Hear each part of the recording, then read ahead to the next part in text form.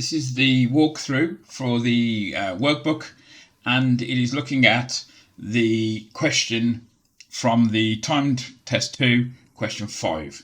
Okay, so what this question is actually asking me to do is giving me large information that it needs to do. Okay, so what the program needs to do is it needs to make a subprogram called even mean.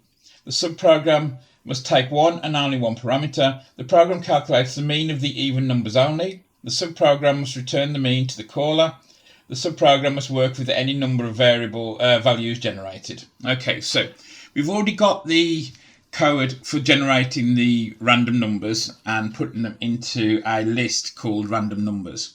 Okay, this at the bottom here is telling me to generate the numbers, and then this is saying print even mean. So the first thing we need to do is we need to start making a new subprogram called even mean. Okay, it's telling us it wants us to pass us something. So I'm going to get to pass us a list. So I'm going to say plist, the colon, to make sure that he understands what it is we're doing. Okay, so the first thing I need to do is, because I'm calculating the mean every time I call the subprogram, is I need to set a variable to 0.0 in the actual subprogram itself. So the local variable called mean will now be 0. Okay, I'm also going to need to keep a total of the even numbers, because the mean is the total divided by how many there are. So I'm going to set that to 0, because I'm setting it as a integer, because I'm counting how many numbers I've got. Okay, I'm then actually going to have to count the numbers as well. So what I'm actually looking at now is I've set a mean to 0 as a float. I've set even total to 0. And I've set even count to 0. All these variables are going to be used within the subprogram. Okay, so what I now need to do is I now need to look at all the items in my list. So I'm going to say for, and I'm going to say item. I'm using item because I want to abstract it as much as I physically can in plist. So for every item in the plist which has been given to me, this is what I need to do. So the first thing I need to do is find out whether the item is actually even. The way we do that is we use the modulo or modulus function, which is a percentage sign.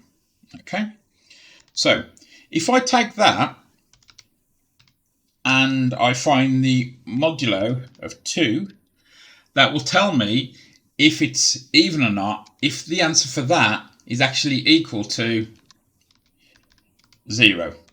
Okay, so that will tell me if the item is even or odd from my numbered list.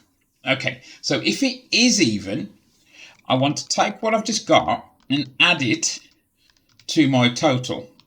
So I'm going to start with the total, and then I'm going to add the value of the item. Okay, so that will give me a running total of all the even numbers as I work my way through. So, but I also need to count the even numbers too. So the count is going to be equal to the count plus 1 if that statement was true. Okay, if it's odd, which is the other one, I don't actually need to do anything with it. Okay, so what I'm now going to try and do is calculate the mean. So the mean is going to equal the even total divided by the even count. Okay, so I've now got mean as being even total divided by even count. Okay, so that means that I can now return the mean. Okay, and as soon as I've returned the mean, because I'm now using that value inside the subprogram, it turns a different color and reminds me that I'm actually doing that. Okay, so what this should now do is this program will generate a list of random numbers, and there will be 100 of them. Okay, so it will store those in the numbered list, which has been passed to it here. It will then run the second program, which I just made, which is called even mean. It will pass it the list of numbers that were generated by this subprogram, and it will calculate and return the mean. Because I've got print here, before I call the program, anything that the program returns will replace this piece of code here, and that will mean that I can now return this piece of code and get the value I want. Okay, so let's quickly run the program just to make sure. I'm going to run the document.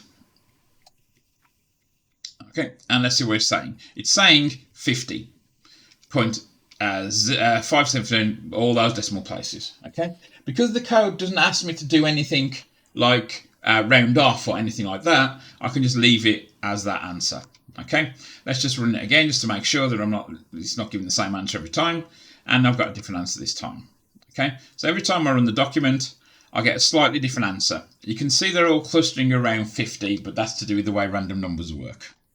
Okay, so that's that walkthrough.